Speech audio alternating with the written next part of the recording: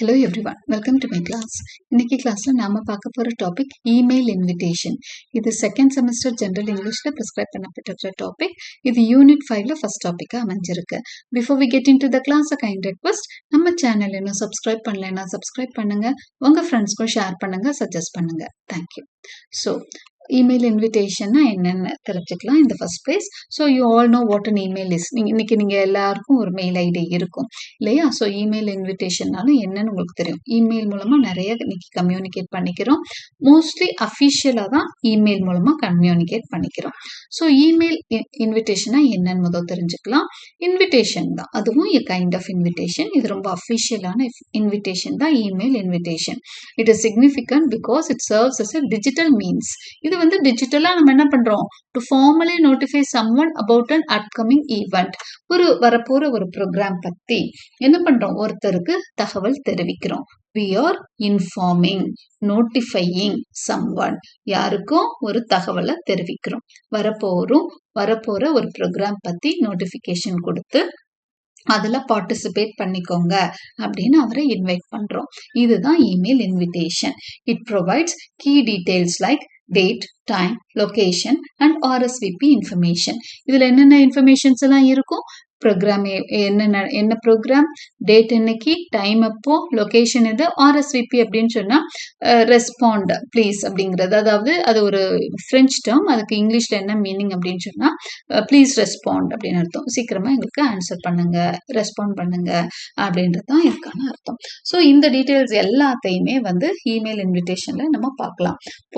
இதோட முக்கியத்துவம் என்ன, significance of an email invitation saves time. கண்டிப்பா டைம் பயங்கரமா சேவ் ஆகுது. ஒரு போஸ்ட் மூலமா லெட்டர் அனுப்பணும்னா 2 days கிட்ட ஆயிடும். ஸோ அந்த மாதிரி எல்லாம் ஒன்றும் இல்லை. அதுக்கு ஒரு ஆள் போகணும் வரணும், டைம், பிளேஸ், எனர்ஜி எல்லாமே செலவாகும். அது எல்லாத்தையும் இது குறைச்சிடும்.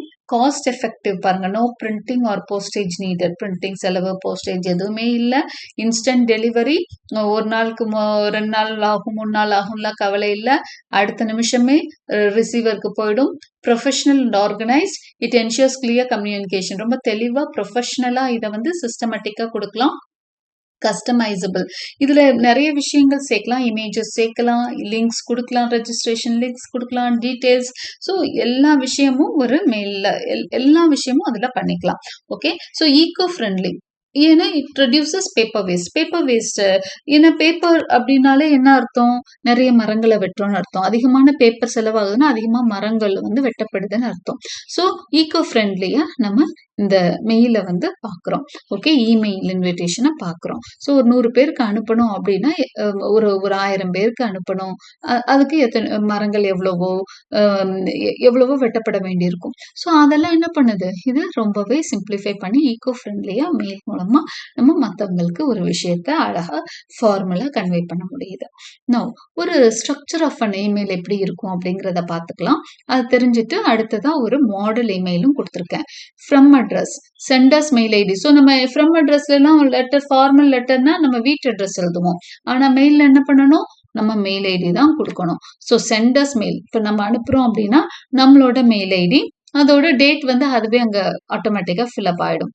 அடுத்து 2 வந்து ரிசீவர்ஸ் மெயில் ஐடி. 2ங்கிறது எங்க, யாருக்கு அனுப்புறோமோ அவரோட மெயில் ஐடி, அவரும் அவரோட மெயில் ஐடியை தான் தெரிஞ்சு வச்சு அதை தான் அனுப்பணும். அடுத்தது சப்ஜெக்ட். என்ன சப்ஜெக்ட்னா you are invited for this program அப்படின்னு சொல்லிட்டு நம்ம சப்ஜெக்டா எழுதுவோம், பொருள் எழுதுவோம் இல்லையா அது. அடுத்ததா டியர்னு போட்டு என்ன எழுதுவோம், ரெசிபியன்ஸ் நேம், யார் ரிசீவ் பண்றாங்களோ அவங்களோட பேரை போட்டுடுறோம். அடுத்ததா ஒரு letter, body of the letter இப்படிதான் இருக்கும். We are delighted to invite you to. இப்போ we are delighted to invite யூனா என்ன அர்த்தம், நாங்க ரொம்ப மகிழ்ச்சி அடைகிறோம் உங்களை வரவேற்பதில் அப்படிங்கிற மாதிரி போட்டு ஈவெண்ட் நேம் போடுறோம்.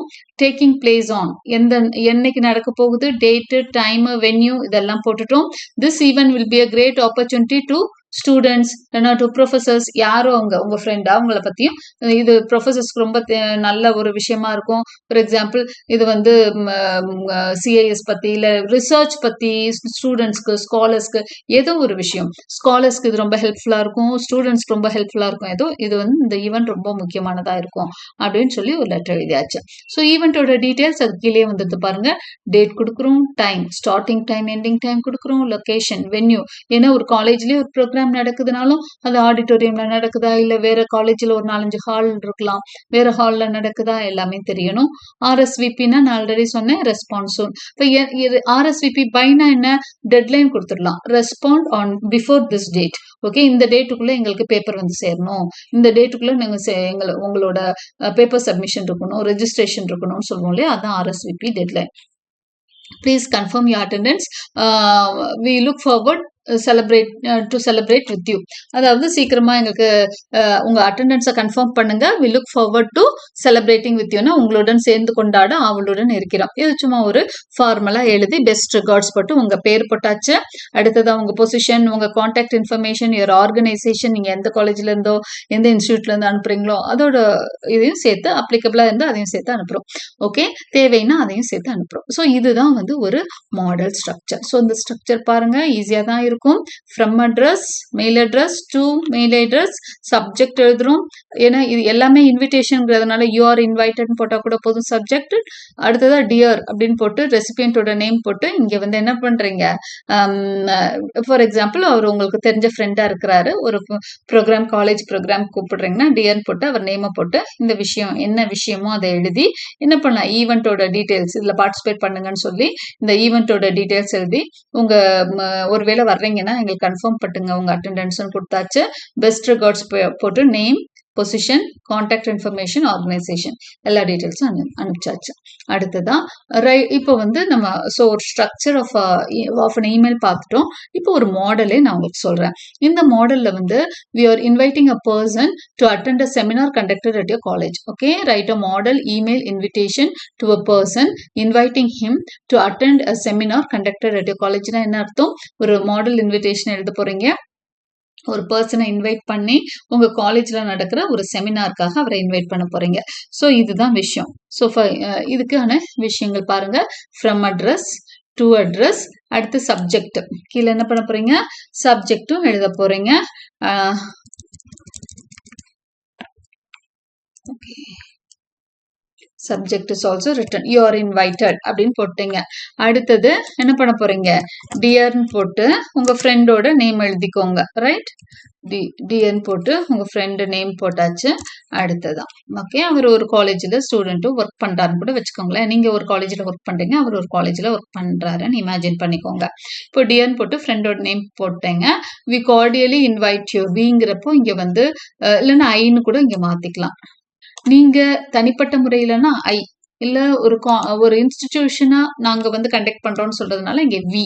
ஓகே, நாங்க உங்களை இன்வைட் பண்றோம். எதுக்கு, to the 1 day national level seminar on the topic the significance of higher education. இது சும்மா ஒரு டாபிக் போட்டிருக்கேன், இவ்வளோ சிம்பிளா யாரும் டாபிக் கொடுக்கறது இல்லை. பட் ஃபார் நேம் சேக் இங்க ஒரு சிம்பிளா ஒரு என்ன கொடுத்துருக்கேன் அப்படின்னு சொன்னா டாபிக் கொடுத்துருக்கேன். தி சிக்னிஃபிகன்ஸ் ஆஃப் ஹையர் எஜுகேஷன்னா என்னது, இதுக்கு அர்த்தம் என்னது, செமினாரோட டாபிக் அர்த்தம் மேல் படிப்பு, அதாவது ஹையர் எஜுகேஷனோட முக்கியத்துவம் அப்படிங்கிற ஒரு தலைப்புல ஒரு நேஷனல் லெவல் செமினார் நடக்குது. ஆன்னு போட்டு டேட் கொடுத்துட்டீங்க. The speaker is a renowned scholar அப்படின்னு சொல்லிட்டு மிஸ்டர் ஸ்பீக்கர் யாருன்னு கொடுத்துட்டீங்க.